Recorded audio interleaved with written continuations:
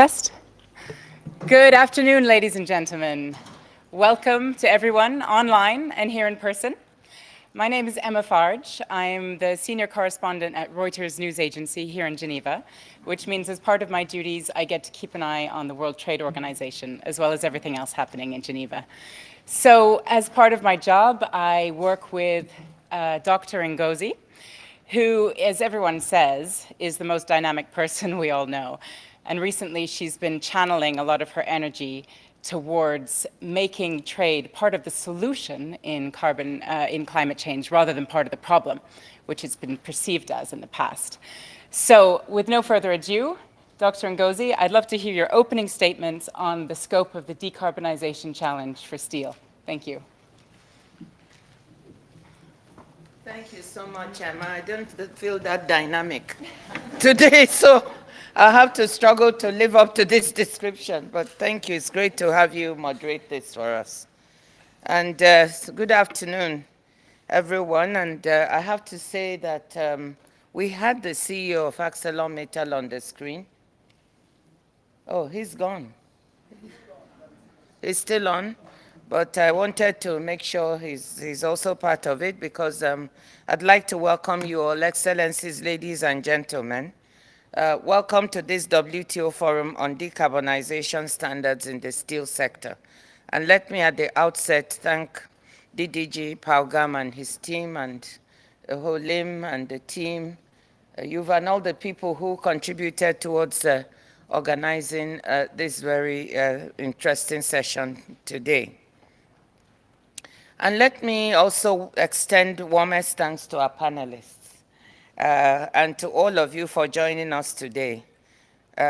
This is the first time we're bringing the iron and steel industry together for the WTO.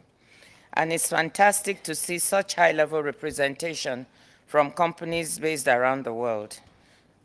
It is very positive to see members coming together with the private sector, industry association, think tanks and international organizations to look for practical solutions to problems the steel sector is dealing with on the ground. Trade is indispensable for meeting the challenge of climate mitigation and adaptation. And Emma said, this is my mantra, and I stand by it. Our 2022 World Trade Report spells out how open and predictable trade lowers the cost of decarbonization by expanding market size, enabling scale economies, and increasing competitive pressures.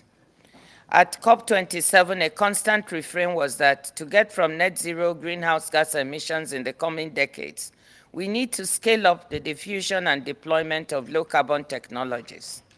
What I kept repeating there was that doing this involves trade, moving green goods, inputs, and services across borders. But scaling up and scaling out existing green technology won't be enough. We also need innovations in areas like energy storage and in hard-to-abate sectors like aviation, shipping, chemical, cement, and steel. We must change the ways we produce, transport, and consume these products, and this will affect how we trade. The iron and steel sector alone accounts for about 8% of global greenhouse gas emissions.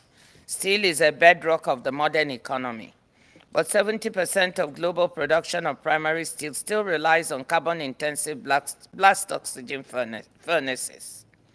We'll need to find new scalable and commercially attractive solutions. Trade and trade policy are key in helping us get there. And what is interesting to me, I just had a meeting with the CEO of ArcelorMittal, is some of the acquisitions they've made and the methodologies that they are pursuing to get to green steel. So decarbonization standards are part of what we are trying to look at. They provide the basis for calculating greenhouse gas emissions embedded in products. They allow for product differentiation to buyers and consumers, an increasingly important factor in commercial decisions. Standards are key factors in defining and enabling environment for the sector to become carbon neutral.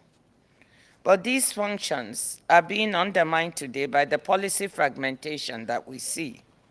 For some years, members have been raising trade concerns in different WTO bodies about the proliferation of different decarbonization standards.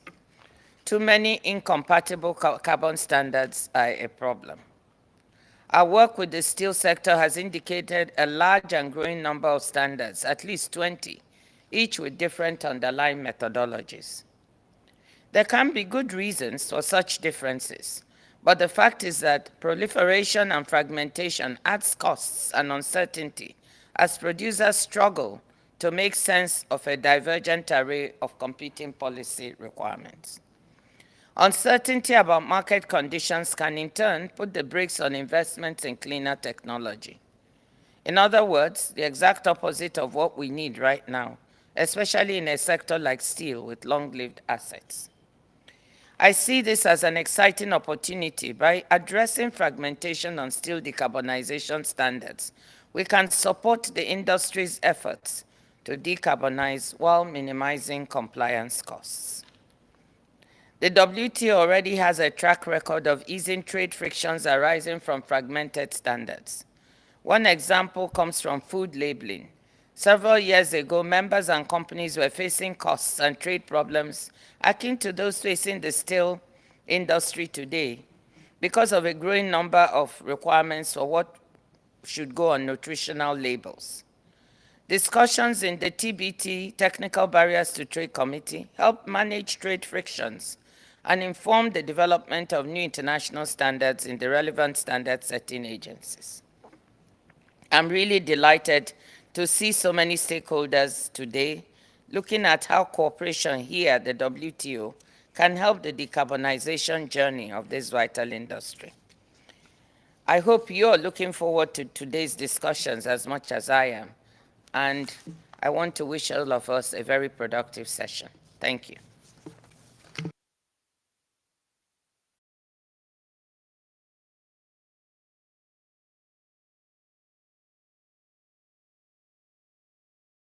Thanks, Dr. Ngozi. So, ladies and gentlemen, this is the power panel, as well as the Director General.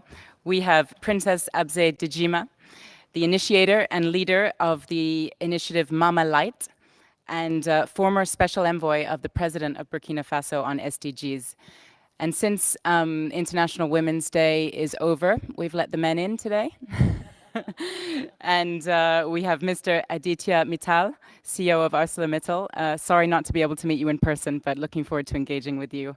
And last but not least, Dr. Edwin Basson, Director General of the World Steel Association, to give the industry perspective. So welcome to the panelists.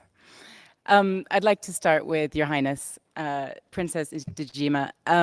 You're from Burkina Faso, which is a country which is on the front lines, assuming the consequences of what we're not doing on climate change. How can trade help? How can it be part of the solution? And what more support do you need to achieve your low carbon strategy?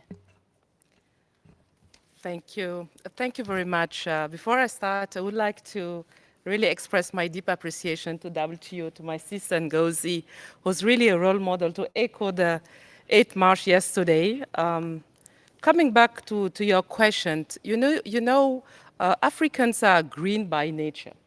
And this is something that everybody knows. My country, Burkina Faso, has, of course, like any country, his NDC program, pathway, how to green his economy. The issue is is market access. Because you have also in Doha at the moment, the LDC summit is happening, where you have the action plan. We do have a lot of action plans, but the issue is delivery. How are we going to deliver what we drawing as policies? Sometimes policies design don't bring the LDCs in the room. And I'm glad to see that WTO is inviting member states of the LDCs and seats to come around the table to participate actively in the design of the policies, the design who will leverage our communities, our young people, and the countryside, and the urban areas. Because when you designed policies, it's about the love that you show to your people, to your citizens, who give you the trust voting for you. All of us were in this room because of the trust put in us by normal citizens who say, you are brave enough, you have knowledge. But when we are in power, we shouldn't forget that commitment that citizens give to us. Also, we're talking about decarbonization. If you want to decarbonize, in Africa continent, we have the critical material. Think about it. Decarbonizing is about shortening the value chain, the intermediates. It's about going closer to your raw material. The next pathway of decarbonization that I see is that to see leading companies like Mittal. We're happy to have you on the screen, but I look to engage with you also later on, is to invite you to work with us, because it's about trillions business. It is opportunity. Africa is now. We have our youth who are bright, who are studying in universities. It's about what you have in the mind, in our head. No country is poor. It's policies who bring the people and the state where they are. Take a second to think the policies impact tightening us, and whether it's in the financial institutions, whether it's in the decision makers process. If you were at the place, how we will react. And I think it's not a time to cry, to be in the drama, but this I see that is a trillions opportunity to come together, work, and make it happen. Solutions are there. You have leading companies like ArcelorMittal who are investing heavily in new technology, breakthroughs technologies, about energy efficiency, how to green their segment of industry. And that is beautiful to see, and I'm glad to see that WTO is highlighting that. Private sector, more than ever, have a critical role to play. Take your seat, be loud, and implement what we're deciding in the negotiation room. I'm a negotiator myself in the UNFCCC process. But whatever we decide, it is the private sector that's going to deliver. It's the financial industry who's going to deliver. It's our youth who's going to deliver. It's our women on the front line who's going to deliver. Let's join forces. I will stop there for the first question, and I look forward to the discussion and the panel. Thank you very much for giving me the floor. No, thank you. And let's hear a little bit from the private sector to talk about some of those opportunities. I think this session, what we all hope to get out of it is take a nebulous concept such as decarbonization and actually look like how we can apply it to a specific sector, which is steel. Steel, I've read somewhere it's the most used product in the world. There's probably all sorts of examples of it in this room. If we can do this for steel, it can presumably be done for other sectors. So, Mr. Mittal, if I may, how are you looking at the strategic challenges and opportunities and risks of decarbonization? And how can we avoid a sort of two-speed decarbonization where there's one speed for the developing world and one speed for the developed world? Sure, thank you. Thank you, Dr. Ngozi, for having me. I apologize for not being there. I hope you guys can hear me.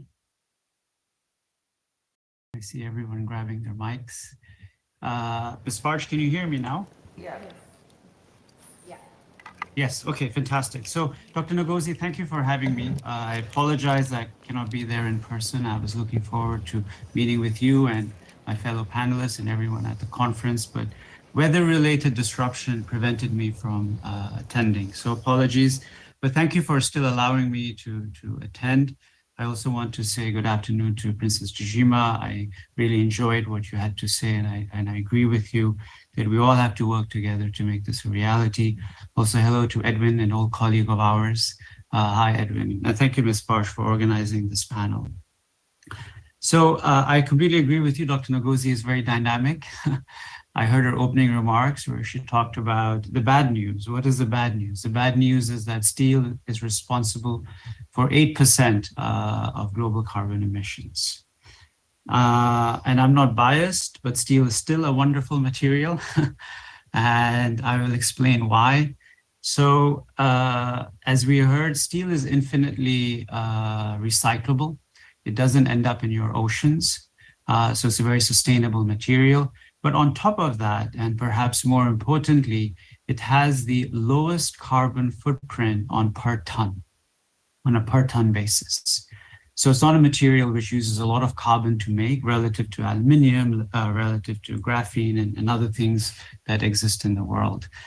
And so you may ask, okay, if it's so sustainable, why is its global carbon footprint so huge? And the reason is, as we heard from Ms. Farj, so much of steel is used globally, whether it is in the developing world or the developed world, in all types of products, in our buildings, in our cars. How we live a modern day life is all steel oriented. So clearly it's a material that needs to be saved. What is the good news? The good news is that there is technology and capability to decarbonize it. So green steel can exist. And green steel is more expensive, is more costly, but not prohibitive. So suddenly we have some good news that an industry which is responsible for 8% of global carbon emissions has a path to decarbonize. ArcelorMittal, along with other steel companies, are working on that. And we all have plans to decarbonize our business.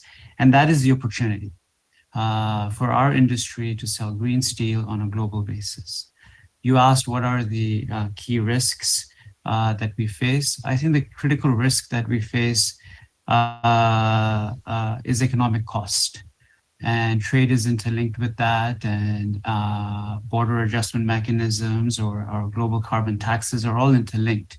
Because as we decarbonize, we have to spend money in terms of CapEx, and our OpEx costs also rise. How can we get guarantees or assurances or regulatory certainty that we will not be undercut? How can we create a fair level playing field in terms of trade? How can we have common policy, both in the developing world and the developing world, so all of us can decarbonize together without harming each other's interests? And I think that is a really big question. And so I appreciate having this dialogue where everyone can come together and share their thoughts.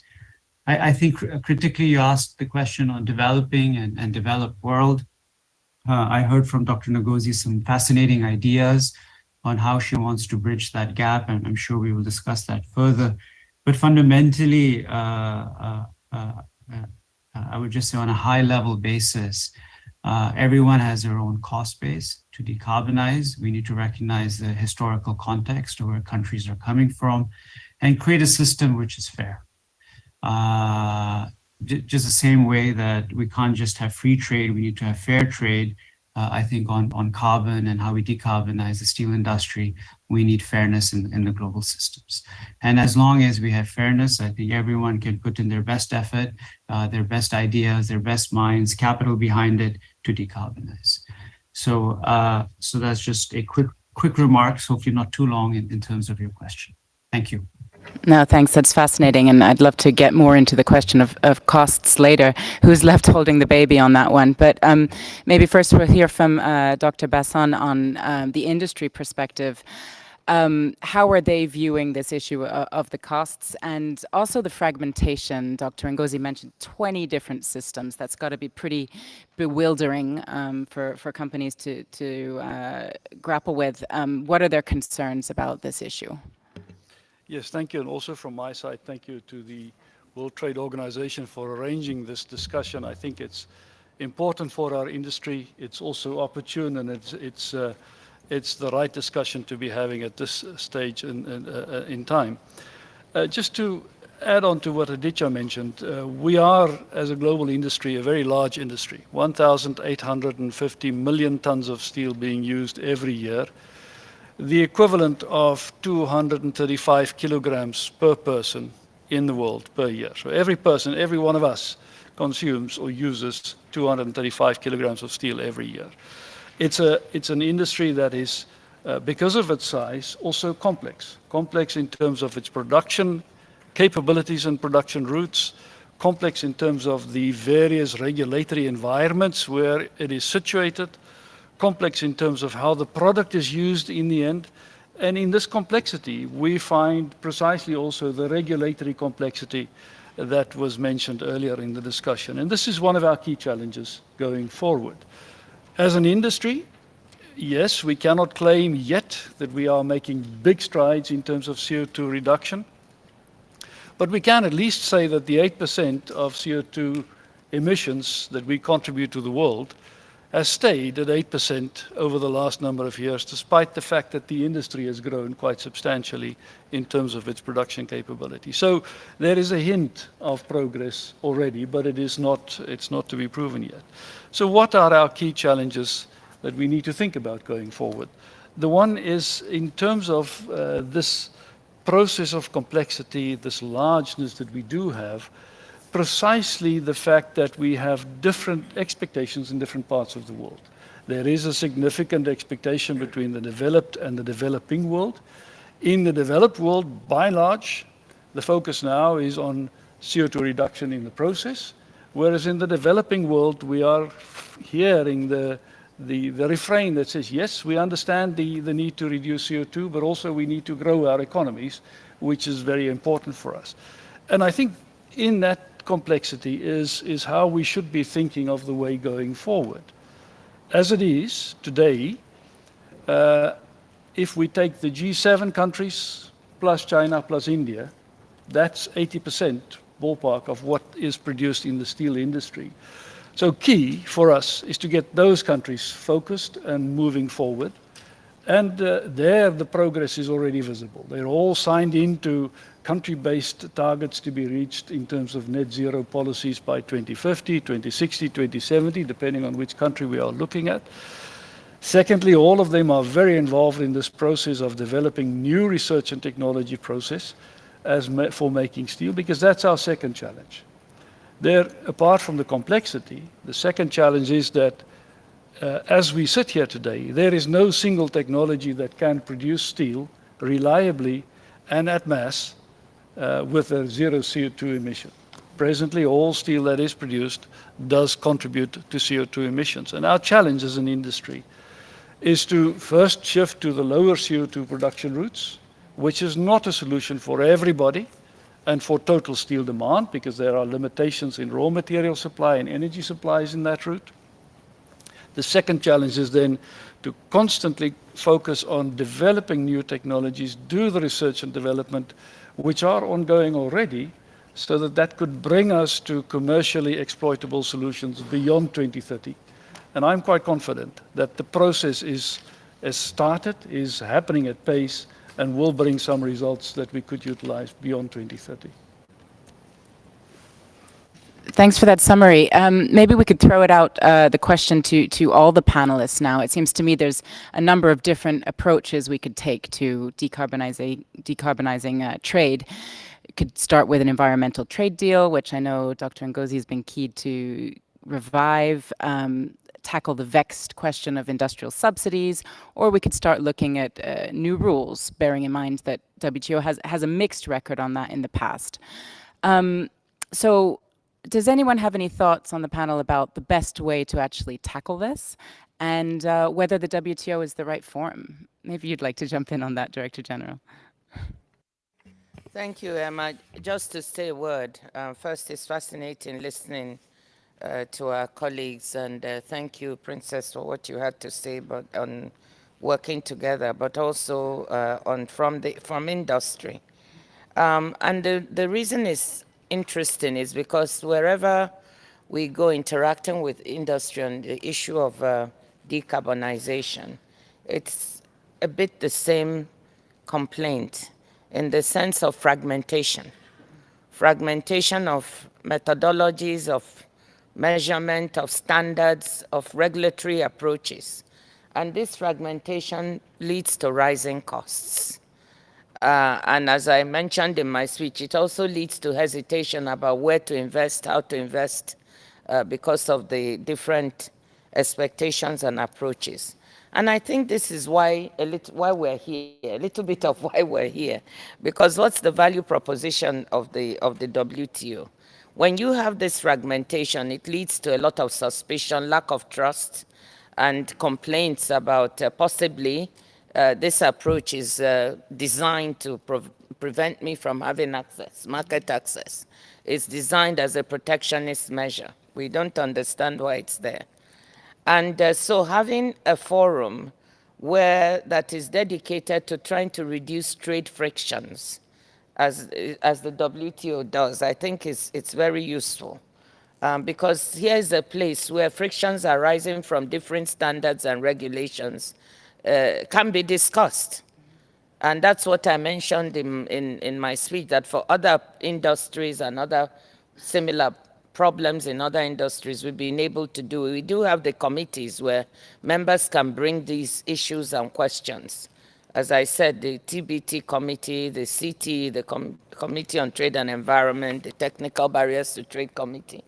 And for these kinds of issues on decarbonization, some have already been coming. So we have a forum where these issues can be raised, discussed with members. Are they always resolved? Maybe not, but it does provide a way to discuss it. And sometimes there are resolutions. So that's the value proposition. And I think that's why several in industry approached us to see whether there's anything we can do. One of the things we'd like to do is to try to avoid trade frictions morphing into a more litigious approach, if we can work with them beforehand. I hope we can establish with industry, since the demand came from them, a way of working with them that can help us move towards more rational approaches to dealing with this issue. And of course, measuring carbon, we are trying to find whether there are smooth methodological processes that everyone can sort of buy onto that would make things easier all around. But let me stop there. All I wanted to do was comment on the value proposition of the WTO, which is to provide a forum for us to resolve conflicts. And I think it's the right one, because you've got developing and developed countries here. And if you have global companies that we're dealing with, like ArcelorMittal, they are not only in the UK or US, they are in different, I think they're in India, they're in Latin America, they're in various developing countries and emerging markets. So they've got to deal with this mix. And having a forum here, I think, can be very helpful to them. So, just to echo Dr. Ngozi, I couldn't agree more than with what you just said. It is important because what's bring us to that situation that we more or less stuck in is the lack of trust. And I think the proposal, the value proposition that you're bringing, will bring that trust back. If the rules are clear, then also whether we are a developing country or least developing country, then it's fair. We know how to react, how to build our own strategy and work together. That's what I think. Thank you so much for bringing that forum. And this is a great value proposition. Thank you very much for that. It's great to know that the industry actually approached you as well. It shows that they really hope to get something out of the organization. I'd love to hear from the industry to know what would be your key ask of the WTO. What do you hope it can deliver for you? We go to Aditya first. Thank you. I got all the hard questions to me first. Maybe before I start with what the industry would like, I just want to talk a little bit about the cost because I think Ms. Farage, you raised it. So in our preliminary estimates, and I think other steel companies would have similar numbers, the cost to decarbonize steel is not so prohibitive. So the system could take it. I think the cost of steel would go up by 10 to 20%. And to put that in context, if you were to buy a car, the cost of a car would theoretically go up by $100 to $200. So at the end point of a consumer, it is not that prohibitive. Obviously, it's not zero. Maybe with technology advancement, it will get zero, but it is something that is doable. But again, 10 to 20% for the steel industry is a lot because we have low margins. So if we don't have a level playing field at that level of cost, if someone comes in and undercuts, then steel companies which are producing decarbonized steel will not have a viable business model. And so that really is the tension. In terms of what can be done, I think it's related to that. I think some sort of understanding that needs to be climate measures, and how does creating a free trade environment conflict with that? So as long as we can move to an environment in which trade is fair, and trade recognizes that there will be different climate policies and different trading blocks, like the EU has their ETS system, the United States has IRA, and how can we create equivalence with those two systems and not undercut each other's businesses, then you have a path to decarbonize. So then the EU can continue with their path to decarbonize, and the US can do the same. And then obviously bring in the developing world. How can we create an equivalence of trade which recognizes that there is a cost to decarbonize? Global carbon border tax is very difficult, as we recognize. Some countries and trading blocs will not support it. So how can we create something similar so industries can make progress? So that really is where I think the WTO can play a leading role, and we would like to be supportive. I'm sure other steel companies would also be interested in that dialogue, as it's critical for us as we go down this path to decarbonize our business. Dr. Bassam, would you like to add something on what you'd like to see from the WTO? Well, I think firstly, Aditya has given a good expectation from the side of private industry. It is true that today, actually over the last decade, if you measure the detail, the steel industry globally is a very open industry. On an average, 1 out of every 3 tons that are produced crosses a continental border in a given year. And if we go towards steel-containing goods, then on an average, 45% of steel-containing goods, vehicles, washing machines, etc., crosses continental borders. So this is a very open industry. It is an industry that is supremely dependent on a regulatory environment that is at least synchronous with each other or between countries. We do not think necessarily that we will ever get to a position where there is going to be one single set of regulatory environments that counts for everybody, because countries differ, economic systems differ, and production routes differ.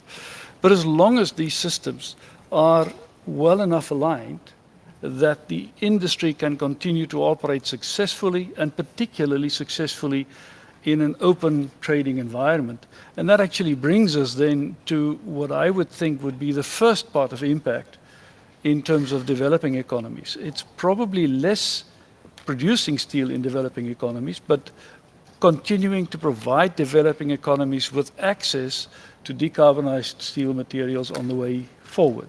I think that would be the first big one if we can ensure that in the industry. And for that, I see no other institution that can play this role other than the World Trade Organization.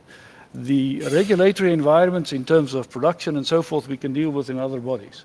But this one around keeping tradable markets equitable and, as the saying goes, on a level playing field, I think is key. And we are delighted that this is a discussion that comes out of the World Trade Organization. That's great. We're in the right place. Princess, I'd love to hear your experience, because you know about the UN and the SDGs, and now you're in the World Trade Organization. Are the different tracks talking to each other enough? Is it coming together enough, or are you seeing a bit of a siloed approach to tackling this issue? Thank you for that question. It's a very interesting question. How the UN agencies can, as the developed countries have been saying that there is to work and more coherent way, transparency way, and also not putting in the basket their resources. Because if you want to help or to support a country, and your other sister agency also go into the same path, competition should be part of the solution, but not the problem. Our concern is that you come together and help the national program to implement what he has, not to make him do what you want him to do, but what would improve the life of my people, of my communities. That is but the UN agencies understand that, and they even have a coalition. The SDG 17 is about partnership. It's about building cooperation to move along together, because they are interconnected. Sometimes you have people say, yeah, well, I like SDG 5 or SDG 4 education. No, they are one single family who are connected. You won't say that I love more my eldest son and not the youngest one. I think that if you think in that way, you can move along. Just I want to also to just go back at what need to book my long distance after 50. Hidayah Mittal said, my brother said, you know, if we have a coherence between the standards, that also will allow a better carbon pricing. Because if we want to decarbonize, we're talking about put a price on carbon, which is right. And I think that the leading segment of iron and steel can also lead that carbon pricing. And I invite you to take the lead on this, on putting the price on carbon. That would help really leverage the critical mineral resources for to have, it will be good for you to have green hydrogen in Africa. We're able to do that. You have already the EU at the COP27 and Sharm el-Sheikh, they sign contracts with Algeria, with Egypt. So because Africa is there, because if you want to really decarbonize, I think putting a right price on carbon, that will really help. So I think that what you said to regard that they really need to come together, but the UN agencies are aware of that, and WTO has its role to play, because when it comes to private sector, to trade, to rules, it's WTO. And WTO, I see it as a catalyzer of what UN agency has, and they have their units of private sector. But really those, I see it like the rivers coming to the ocean. And WTO is the ocean who really can have that enabling environment to hide up. So that's what my thinking. And let's get that ocean and the big boat on still there, green still, of course. Mr. Mittal, would you like to come back, Dr. Ngozi, on that? Yeah, well, maybe two things. I think there are two related issues we're talking about.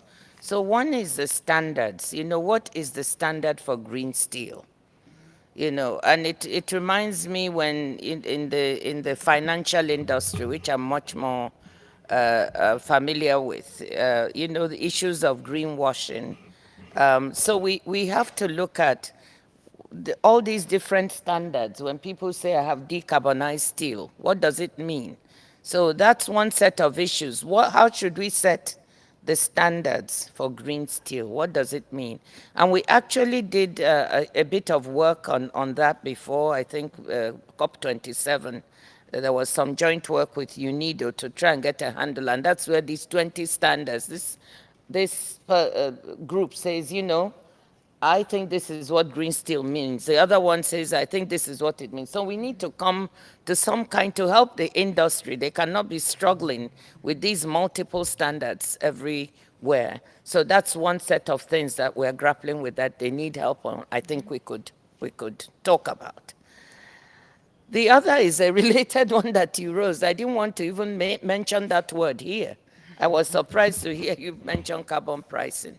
It's not the same thing, but it's a related concept. If we are going to decarbonize in the world, you know, one of the approaches to do it, of course, you have regulation, you have legislation as a legitimate path. You also have pricing. And not every country is going to follow the same approach. But the thing is, do you have a way of trying to get an equivalence for what countries are doing? This is really what the industry is asking. How do we know if someone tells us that this legislation is what I'm going to use. And another one says I'm using carbon border adjustment, and the third one uses a third approach. It's very confusing. Is there some way of making all these approaches? So it's not telling countries to go and do something else. They will do what they will do. Right now we have 70 different approaches in the world, and we're not going to change that. Each country will tell us this is the way we want to handle it. But is there a global methodology that can enable industry to get a handle on what does this mean in terms of equivalence? That's where the pricing issue comes in. That's a separate thing, but it is a very important thing. Because if you can do that, it will enable countries and businesses be able to see what price of carbon they're facing in different places. So you have the standards. If we can arrive at what is a reasonable standard, you have the price. They will know that when somebody says, I have this legislation, it's equivalent to $90 per ton, you know, in this country. Is that the right amount? You begin to debate that. But if you don't even know what it's about, or you go to a country that has absolutely no price and no approach, many developing countries today don't price carbon. They've not started to think about it. They have no approach to it. And it is going to come down on them like a ton of bricks. Because if you don't begin to think about it for yourself, someone will do your thinking and produce a price for you. So what we're trying to do at the WTO is try to see if there's a global approach. We're working with the IMF and the World Bank and the OECD. But because we have developing countries here that are worried, we're trying to also get their views about what such an approach should look like. So it is an instrument that we're working on. It is a methodology for anyone who wants to use or not use as they see fit. And that might help. Let me leave it there. I'd love to hear a bit more about the worries of developing countries and this issue of inclusion, because I know that discussions have already begun on this and have been going on for a while at the WTO on decarbonization. I think one committee, it's got a name that my editors would never allow me to put in a headline, but I believe it's the Trade and Environmental Sustainability Structured Discussions. But good luck with that one. But I believe just 74 out of 164 so far, which is less than half. Maybe someone would like to chime in about what are the reservations of developing countries and how can we really get them on board for this global process? Developing countries here. So I think you should go to them. I mean, far be it from me, we've got a lot of developing country members. I don't know if any one of them would like to comment on what is their problem, what do they see with this whole approach to decarbonization and carbon pricing? If anyone wants to, developing country to explain that, you'd be more than welcome. If not, maybe we can hear from Dr. Basson to hear the range of views within the industry. Yes, and I think there are certainly a number of levels. Dr. Ngozi spoke about the different measurements. I think the one she mentioned was the standard of when steel is becoming green, in her words. The one that I think is probably also going to be very important going forward is the one of measuring progress again on a basis where everybody, agrees. And in my view, it's not so much about what is the final state of green. I always say, if I travel in my country from Johannesburg to Cape Town in South Africa, I define I'm going to Cape Town. But in Cape Town itself, I'm not defining which corner on which street, how far from the traffic light I want to be. I'm going to Cape Town. That's the objective. It's a very amorphously defined objective. But what is important for me is whichever route I take, do I make progress? And whether I measure it in miles or in kilometers or in hours, as long as everybody knows, kilometers mean this. And I think in the industry and globally, we can do very well with developing such a metric of progress so that we all know what we talk about. That also will help us to ensure that the savings we bring about in the industry in CO2 emissions can be equitably compared between countries. And I think getting to your question on developing economies versus non-developing economies, I think this is the key question. The big question mark that I find when we speak to our steel producing members in developing economies is this question on whether there is going to be a fairness in the system that would allow them to be not only competitive in terms of production costs, but more importantly, competitive in terms of moving material to markets where it is required. That means cross-border material trade. And that means questions such as a well-defined CO2 price, a well-defined process about how that CO2 price is calculated in border-adjusted mechanisms between countries. I think these are the issues that are extremely important. Dr. Ngozi mentioned this as well.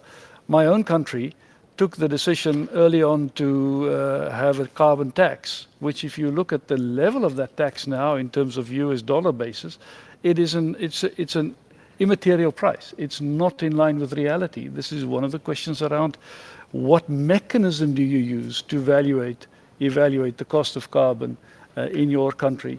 So I think there's a huge amount of question marks sitting in the system, and probably our first challenge for all of us in this regulatory space is to try and remove these question marks so that we all can become settled in the way that we calculate things, calculate outcomes.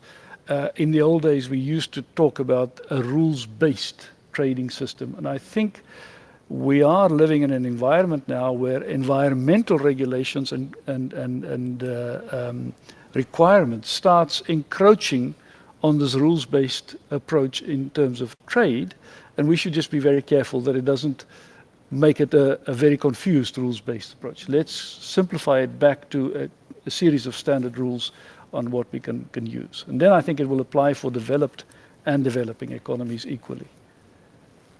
Thanks for that. I'm going to give the final word to Dr. Ngozi. I'd love to hear your perspective on how the WTO can move quickly enough at a pace that is commensurate to the speed and the pace of climate change itself. Do you think that can be done? Do you think the WTO is there the appetite to move on this, do you think? I'm actually going to trade one of my minutes to Mr. Mittal to see if he has any comments, and then I'll use whatever remaining time there is. Mr. Mittal, the final word. Thank you very much, Dr. Ngozi, and thank you to the panelists. I don't really have a magic final word. I think the discussion has been excellent. I think we all recognize that this is a journey, but I think the key message from the industry, I hope, is that there is hope because we have a path to decarbonize. It is not too expensive. And what we're looking for is equivalence so that we can continue to trade and our various markets can continue to decarbonize, whether it's in the developed or the developing world. And I think the ideas I heard from you especially and the rest of the panelists on understanding what these countries are doing. So if the EU has an ETS system and a CBAM system, what does that really mean on an equivalent carbon price? The United States has their IRA. What does that mean? China has their own carbon pricing mechanism. Can we create some sort of equivalence or mechanism where people can understand what are the rules? How can we continue to trade? And most importantly, how do we continue to decarbonize on a global basis? So thank you for the opportunity and really appreciate being here today. So now, Emma, 1 minute, just to say it's a long road. And the long road is paved with many stones because there's a total lack of trust in the system. I think I don't know if you know the WTO, but you said it. The one currency we don't have is trust. And until everybody is suspicious of everything, so whether it's developing or developed country, it doesn't really matter. But on this, because it's going to be so costly, if we don't find a clear path that both developing and developed countries can agree on, it will be very costly for their businesses to be able to transact across borders. I think we need to build trust so that we can come up with a system in which we can measure equivalence. No matter what a country is doing, there has to be a way to say, on this system, this is what this amounts to. And therefore, the industry, that's the cry we keep hearing from them, why the IMF, the World Bank, OECD, they all started doing this work because it's the constant refrain. And we don't know what this means. If you tax us this way in this country versus that way versus the third way, we're totally confused. So I think as multilateral institutions, we need to try and help them figure out what this all means, and that's what we're trying to do. But we need the trust of our members, and I think it's a journey, and we're just starting. We're just starting. I hope we can do it. Thank you. Thank you, everyone. Thank you.